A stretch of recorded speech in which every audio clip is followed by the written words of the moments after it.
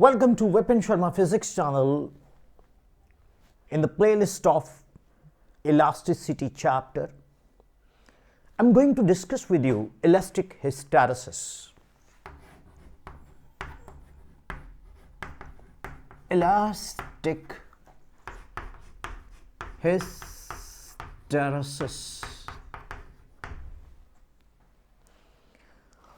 Students, hysteresis का meaning क्या है? आपने कभी डे टू डे लाइफ में सुना होगा हिस्टीरिया, मास हिस्टीरिया, दौरा पड़ना, पागलपन। हिस्टेरेसिस फिजिक्स में कैसे हम एक्सप्लेन करें? बहुत इंटरेस्टिंग है। आपने हुक्स लॉ पढ़ा है। हुक्स लॉ कहता है stress is proportional to strain. Hooke's law कहता है stress is proportional to strain. Means अगर हम स्ट्रेस का रिलेशन स्ट्रेन से निकालें तो stress is proportional to strain within elastic limit. Within elastic limit. Detail में आप हुक्स लॉ के ऊपर स्टडी कर सकते हो। अब अगर हम इसका ग्राफ प्लॉट करें तो हम देखेंगे कि इसका जो ग्राफ है वो इस तरफ अगर हम स्ट्रेस लेते हैं और इस तरफ हम स्ट्रेन लेते हैं तो ग्राफ हमारे पास स्ट्रेट लाइन आना चाहिए। It should be straight line. But practically क्या देखा गया स्टूडेंट्स? प्रैक्टिकली ये देखा गया है apply stress to an elastic material तो वो जो स्ट्रेस है वो स्ट्रेन के कॉरस्पॉन्डिंगली डायरेक्टली प्रोपोर्शनल नहीं आता। ये लैग कर जाते हैं एक दूसरे के साथ। LAG, it lags. तो this lagging is unexpected, so it is called elastic hysteresis. Elastic hysteresis basically when it takes place when stress applied on a material body is not corresponding to strain, is not corresponding to strain directly, rather it lags. So this lagging is called what? Elastic hysteresis. Lagging of stress behind strain. The lagging of stress behind the strain is called what? Elastic hysteresis. अब आप पूछेंगे sir मतलब ये क्यों होता है, इसका cause क्या है? अरे material, actually material is having inter atomic separations and material to material this varies. Means आपने किसी रबर को पकड़ के खींच दिया, या रबर बोलना गलत है, एक ऐसा मटेरियल है उसको पकड़ के आपने खींच दिया। अब स्ट्रेस प्रोपोर्शनल टू स्ट्रेन होनी चाहिए, लेकिन देखा गया कि stress is not proportional to strain. जैसे आपने स्ट्रेस रिमूव की, अभी भी उसकी शक्ल बिगड़ी हुई है, अभी भी वो डिसफिगर्ड है, अभी भी उसकी कॉन्फ़िगरेशन चेंज्ड है। तो इसको हम क्या बोलेंगे? Elastic hysteresis. क्या बोलेंगे इसको? Elastic hysteresis. Students, this is the reason that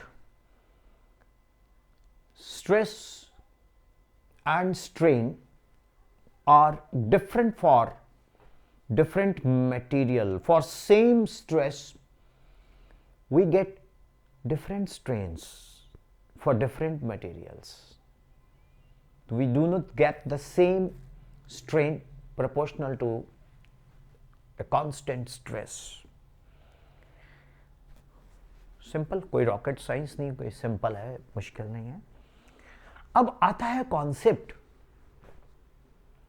what is loop, hysteresis loop. उसके लिए मुझे इसे रब करना पड़ेगा. तो I have rubbed it.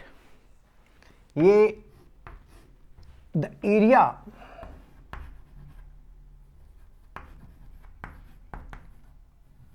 of stress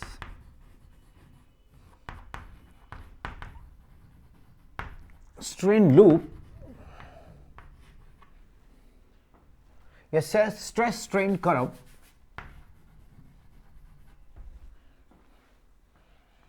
is called hysteresis loop.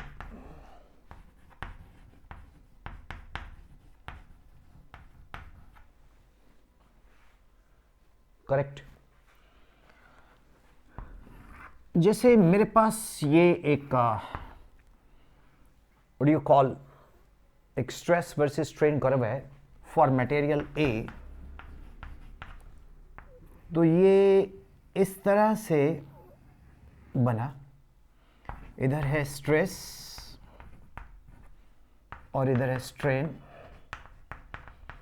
और एक मैं फॉर मटेरियल बी ले लेता हूं. For B,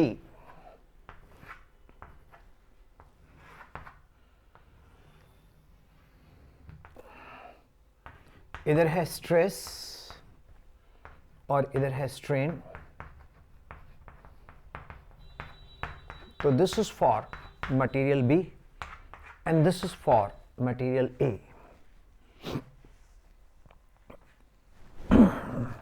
Correct? Now, ये जो हमने स्ट्रेस स्ट्रेन कर्व बनाया for material A for material B, its a different areas. You know, material different तो लूप भी डिफरेंट हुआ. Say this is for loading, then the other is for unloading. Means it is not following the same track, it is following the different curve. So what you find here, this area is called hysteresis loop. Now you see, these are the two rubber material, and one is rubber material A and other is the rubber material B. And we people are you see, the area of the stress strain for rubber A is more, and the area of the stress strain for rubber B is less. Now I have to select either material of rubber for designing a tire of vehicle. If I have to select the rubber material for designing the tires of a vehicle, say car, which you will prefer? Any guess? Material rubber A or material rubber B?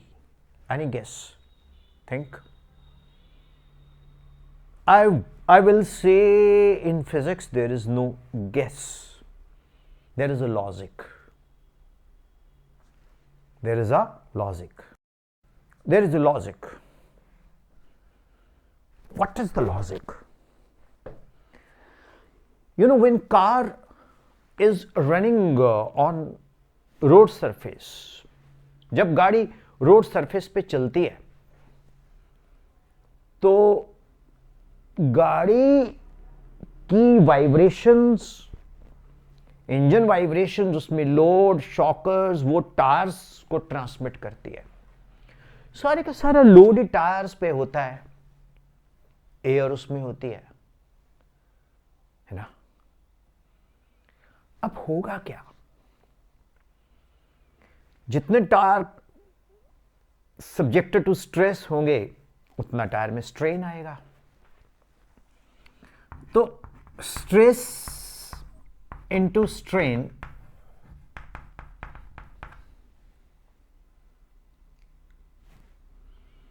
Half stress into strain,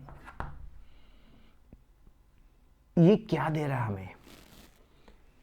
work done.